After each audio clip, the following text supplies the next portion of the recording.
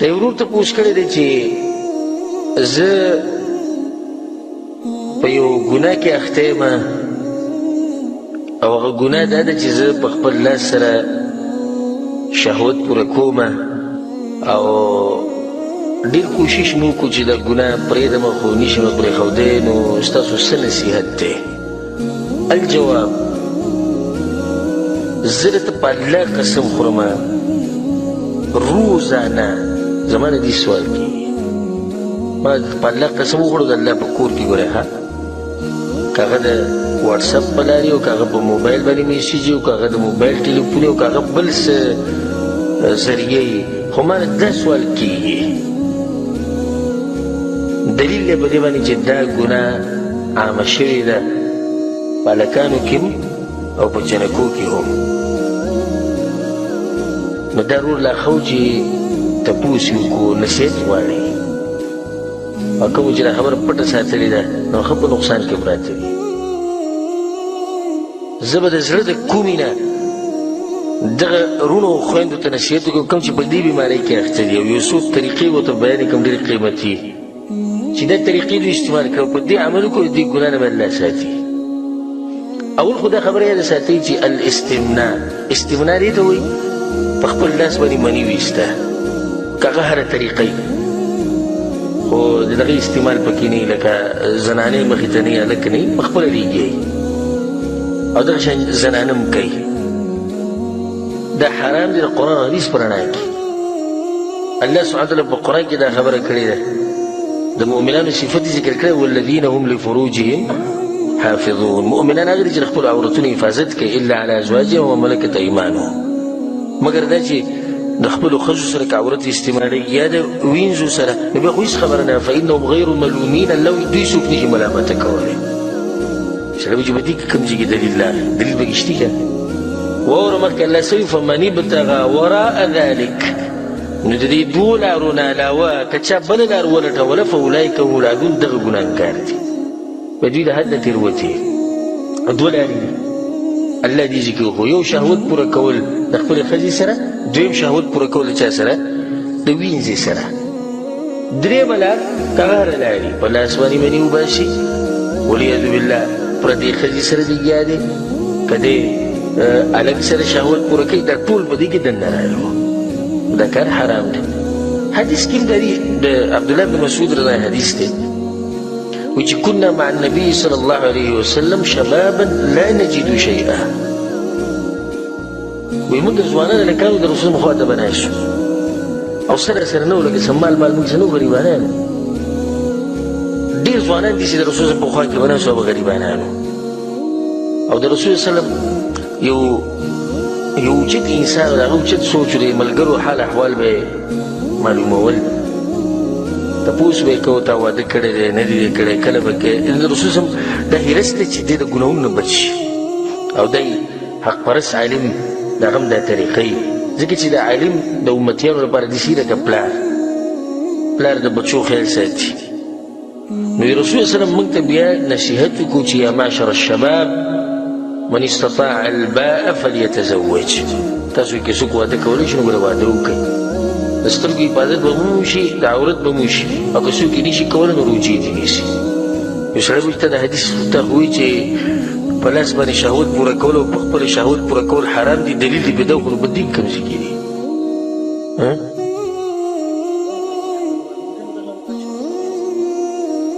نه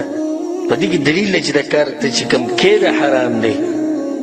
او هغه داسې روجې نیول اسانې دي او که په لاس باندې شهوت پوره کول اسان دي څه اسان دي شهوت پوره کول اسان دي ولې رسول صلی الله علیه وسلم دا ګرانه طریقه ښیي بیا او د رسول صلی الله علیه وسلم ته پته نه چې داسې یو طریقه شته پته ده ورته که نه پته نه یې ښیي او ښه اسانه طریقه ده خو ویې نه وي چې تاسو کې څوک واده نشي کولی هغه خیر دی ده ځان له خپل شهوت پوره کوي داسې ونه وي وایي چې نشي کولی یو روجې نیسه که نه دلیل دی په دې باندې چې دغه کار حرام دی د هغې نه بعد بیا راځو یو څو نصیحتونه هغه دې وروڼو او خویندو ته کوم چې په دې کار کې اخته دي اولنی نصیحت یا اولنی طریقه د دې ګناه نه د بچ کېدو هغه ده د الله سبحانه وتعالی نه یره او دا سوچ چې الله معیني الله زما اوري د الله په مخ کې زه څنګه کار وکړم دا کار چې څوک کوي که هغه هلک دی او که جنۍ ده خو د چا په مخ کې نه کوي ګورې چا په مخ کې کوي نه یې کوي مطلب چې د خلکو ډېر قدر کوي او چې کله د الله یوازې شي بیا یې کوي نو د الله قدر او تعظیم د ده په زړه کې نه وي ناولنۍ خبره دا ده د الله نه یره او په زړه کې ستا دا وي که توبه وي سته غواړئ که نه زه ټولو دغه وروڼو او خویندو ته کوم چې په دې ګناه کې اخته دي که توبه وي سته غواړئ نو اولنۍ خبره دا ده چې ته په زړه کې دا ساتې چې دا کار زه د دې لپاره پرېږدم چې الله نه چېرته ناراضه نه شي ځکه چې الله خو معین نو دویم کار به دا وکړې دویمه طریقه بلکل پې میخ لګول غواړي چې دا ګناه بیا ونه کړې واده وکړه دا ټول اوچته طریقه ده واده وکړه او دا قیسې پرېږده دا قیسې پرېږده چې په خپو ودرېږي او په خپو ودرېږي بل زما د یو عالم د تقریر اورېدو او په دې مسله باندې بحث کوو ما سره والد صاحب هم ناست و هغه ته مې هم بیا وښو ما ګوره د عالم څومره قیمتي خبره وکړه هغه عالم دا خبره کوله وی موږ مخکې څنګه وي موږ مخکې دا قیسې کولې چې په خپو ودرېږي په خپو ودرېږي هلک به وایي د پېنځلس شپاړسو کالو مور پلار به له جنۍ راوسته داسې وه که نه وه همدغه شان نو بیا هغه ووایي نتیجې څومره مزداره وه ټول عمر له بیا دې جنۍ د دې هلک د مور پلار قدر او احترام کوو ځکه چې راوستې چا ده هغوی راوستې اوس وایي دوی لګیا هلک نه دی ولاړ هلک دېرشو کالو چې پېنځلسو خپلې پیسې وکړي ځان له واده وکړي نو بیا چې هغه چې دغه خواږه چې د انګور ته داسې کار وي هغه له کېږه هلک په خپله واده کړی او د هلک هم مور پلار ته په نړۍ دغه خبره دي چې ما خپل واده خپله کړ دغه یو قیمتي فایده ذکر کړه چې کله به د جنۍ به د مور پلار راوسته د دې جنۍ به بیا د دې مور پلار د خپل خواږې څخه ډېر قدر او احترام کوو او د پلار به هم ډېر قدر او احترام کوو چې وایي د جنۍ دوی ما راوستې ده اوس هر سړی په خپله لار دی په خپله مرضۍ واده وکړي بیا هغه جنۍ هغه خواږې څخه لرې کېږي هغه په خپله واده کړی تاسو له پکې روپۍ ورکړې ده دغه یو ناشنا فایده ذکر کړه په ټیم جواب به دغه بیان اورېدو خبره به دې پورې کوو چې واده وکړو دا قیسې پرېږدئ چې په خپو ودرېږو په خپو ودرېږو الله به دې مالداره کړي داسې طریقه روانه کړه که نه چې طریقه روانه کړو دغه غم خادیانې که کې ده کومې چې زموږ په معاشره کې دي نو بیا خو په 20 کالو کې هم نه شي کولی خو که ساده ودرېږه واده کوي او د رسول صم په طریقه نو واده ښه په اسانۍ سره کېږي بله ده مور پلار که هلک او جنۍ له واده نه کوي نو د هلک او جنۍ له پکار دي چې په څه طریقه د دوی د غوږ ته دا خبره ورسوي چې موږ واده کوو په دې باندې هغو نه ګناهګارېږي بلکې په دې ګناهګارېږي چې په ګناهونو کې پراته دي اوس وایي نه مور پلار له پکار چې د الله نه ویرېږي د الله نه زه دې مور پلار ته وایم والله العظیم په الله د قسم خورم د الله په کور کې چې زموږ ځوانان هلکان او جنکۍ ګوره تباه برباد شوي دا موبایل ورسره په جیب کې جنکو تصویرانو دا غلط کارونه کوي د جنکو سره دا موبایل پرتې د هلکانو دا تصویران ګوري دا غلط کارونه کوي او موږ ځان داسې کړی چې دا تعلیم یافته دی او دا ښه دی او ده له موبایل والا او ده له پلانې والا او علانې والا د هر سره مخکې د ده حفاظت داسې وکړه چې واده وله وکړه نو د دویمه طریقه شوه درېیمه طریقه دا شوه دا کوم سوچونه او فکرونه چې تا ته راځي دا کوم سوچونه او فکرونه چې تا ته راځي دا څه کړه دا ختم کړه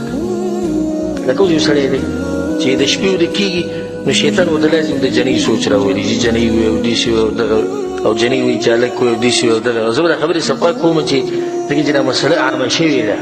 او زه یې پټه وساتم بل یې پټه وساتي دوی څوک پوه کوي مور پلار یې پوه کوي ده نو دې سوچونو کې چې ته پروت یې به دا کار کوې خو په ځان باندې د سوچونو ده دا دروازه څه کړه دا بند کړه دغه طرف ته قطع سوچ مه کوه دا درې خبرې شوې څلورمه خبره نظر خپل کوز ساته د نظر حفاظت ځکه چې اولنی غشی چې هغه د فحاشۍ طرف ته ځي هغه دا سترګې دي او دا موبایل چې نه وي او دا قصې نه وي دا فلمونه او دا ډیشونه او دا شینه مینه پخوا چې د چا دا ګناهونه کړي اوس د 7 کالو ماشوم چې کور ته راننوځي ته به یېرېږي چې دی په څه پوهه دی او که نه دی پوهه خور او ورور چې د یو بل سره لوبې کوي نو ستا به بې نظري ځکه چې اکثر دا دغه وګوري دا ویډیوګانې د شینه مینه وګوري هغه بیا تطبیق کوي هغه شان کارونه بیا کوي دا ولې یو څو ورځې مخکې په پنجاب کې د 7 کالو جنۍ سره زیاتی وشو، بیا ولې په مردان کې وشو، او ولې په کراچۍ کې وشو، ولې وجه یې دغه موبایل دی. دغه موبایلو خلک دې ځای ته راورسول، دې پوځي دی شهوت یې دې ځای ته راورسي چې دې ځای ته شهوت راورسي نو دی بیا نه د 7 کالو جنۍ ته ګوري او نه د 5 کالو جنۍ ته ګوري، او نه بیا مور ته ګوري او نه بیا خور ته ګوري. پرون مې ویډیو کته د 80 کالو بوډا په کراچۍ کې او د 7 کالو ماشومې ته لاس اچولی او خلکو رانیوللی وایي د 80 کالو او د 7 کالو جنۍ ته لاس اچولی. ولې وجه همدغه موبایل دی او دا قیسې دي. دا د خپلو کورونو کې د موبایل مه ساتئ او مه دا چې بس جنۍ کولاو کې ماله موبایل ته موبایل لېږلی، هلک وي ماله موبایل ته لېږلی. کور کې موبایل کافي ده که یې وي د ټلیفون دپاره رابطو دپاره، خو هر یو سره جدا جدا موبایل او هغه ځان له په جدا کمرو کې ناستې. ته دې څه خبرې ته دغونه څه خبرې نه. د نظر حفاظت الله په قرآن کې څه وایي؟ قل للمؤمنین یغضوا من ابصارهم، ووایه مؤمنانو سړو ته چې د خپل نظرونه کوز ساتي. دغه شان یو نصیحت هغه دا دی، 5مه خبره هغه دا شوه چې د هغه ځایونو نه ځان لرې ساته چې هلته د انسان کې د شهوت راوچتېږي. هغه ځایونو له مه ورځه، لکه بازارونه شو، باغچې شوې، کوم ځای کې جنکۍ ډېرې ګرځي راګرځي هلته مه ځه. دا څو خبرې شوې؟ 5. 6مه خبره دا ډېره فایدهمنه خبره ده، یوازې ډېر مه پاتې کېږه. سړی یوازې شي دی دا ګناه کوي. که هلک ته او که جنۍ ده، زه هغو ته دا وایم چې یوازې مه ویده کېږئ، یوازې کمره کې مه اوسېږه، بیا به دا ګناه کوي. ځکه چې کله ناکله داسې چې سړی یوازې شي او هلته تقوا نه وي، د الله نه یېره نه وي، بیا دا ګناه کوي. خو چې کله ورسره خوا کې څوک وي، ورور وي، ملګری وي، د جنۍ سره خور وي، مور وي، نو بیا دا کار دا نه کوي. او دا یو فایدهمنه طریقه ده ساتي چې یوازې چې څومره یوازې کېږي نو نقصان به در رسي. نو کوشش دا کوو چې یوازې کېږي ډېر مه. دا څو خبرې شوې؟ 6. 7مه خبره دا شوه په عباداتو کې ځان مصروفه کوي که نه. په عباداتو کې چې کوم تا سره فارغه وخت دی نو په عباداتو کې ځان مصروفه کوي، تا ته به ټیم نه میلاویږي د دې ګناه کولو. 8مه خبره دا شوه چې هغه بیماریانو ته وګوره او په هغې کې سوچ وکړي کوم چې د دې کار د لاسه په انسان باندې راځي. نظر کمزوری کېده، غټه بیماري دا. کوم سړی او ښځه شهوت په خپل لاس په خپله پوره کوي، د دوی نظر کمزوری کېږي،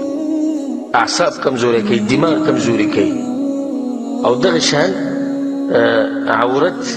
هغه څه شي هم کمزوری شي. عضو تناسل چې کوي هغه کمزوری شي، په ملا باندې دردونه راشي. دا نن سبا د ځوانان چې کوم دي ډېر پکې داسې دي چې دا د ملا دا تکلیف او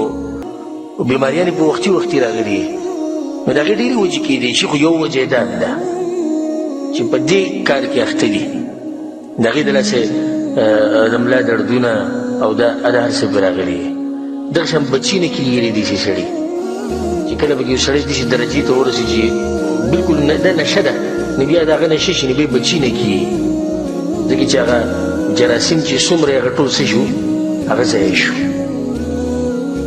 اوس یو هلک ته 15 کالو په عمر کې واده وکړو او د 15 کالو په عمر کې دی بالغ شوی، 10 کاله د دا کار کړی دی، په دې د ورځې څو پیرې کړی دی. نو لکه ده چې 13 کاله په واده کې تېر کړي، د دې به څه بیا بچي به د ویشي، څه به د زور او طاقت وي. ځکه چې 13 کاله خو هغه مخکې تېر کړي دي، لکه ته وایي چې واده یې شوی دی، ځکه چې هغه په دې ګناه کې اخته دی که نه. او زه به دا خبرې تاسو ګورې ښه صفا کوم چې موږ به ښه پوه شو. ښه دغه شان د دې د لاسه دا بیماري هم لګي چې سړی د ښځې د ساتلو بیانوي، کمزوری شي. سړی د ښځې د ساتلو نه وي، نو بیا ښځه چېرته د فحاشۍ لر ځان له بیا لټوي، والعیاذ بالله. او دی وشرمېږي په دنیا کې هم او په آخرت کې هم. دغه شان دې ته پکې سوچ پکار دی چې څومره تکلیف تا ته میلاویږي دا په مخه لامبلو سره. جمع به وي تکلیف وي درته بیمار بیا به هم لامبې د خلکو په مخ کې اکثر خلک شکیان شي چې ځي کې میلمه یا خپل مشران د ټولو خبرو ته سوچ پکار دی چې دې دلاسې بیماري دې دلاسې دماغ کمزوري کي حافظه کمزوري کي د دې دلاسې سړی داسې دغه غونته کې شي داسې نانګاره یعنې کوم خلک چې دې کې ډېر دغه شوي دي هغه داسې نانګاره غونته کي او دا داسې مرض دی والعیاذ بالله چې په دې کې څوک اخته شي نو د خپله ښځه وله خوند نه ورکوي یعنې ښځه به ورسره ایښوه که خو دا ګناه به کوي نو دا دومره خطرناکه ګناه ده دا څو خبرې اته نهمه خبره هغه دا ده چې دا خبرې د زړه نه وباسئ د بعضو په دې زړونو کې دا ده وی یا زنا کول یا دا کول نو زه خو دا وړه خبره کوم که نه د بعضو لکه ځان ته دا کار په دې روا کړی دی چې یا به زنا کوم نه ولې به یا زنا کوي یا به دا کوي ولې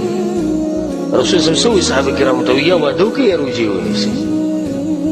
ته څنګه وایې چې زه به یا زنا کوم یا به دا کوم زنا خو دواړه دي خو دغه زنا چې ده د مشره خور ده او دی څه ده د کشره ده یو شی نو دا خبره به د زړه نه وباسئ لسمه خبره هغه دا شوه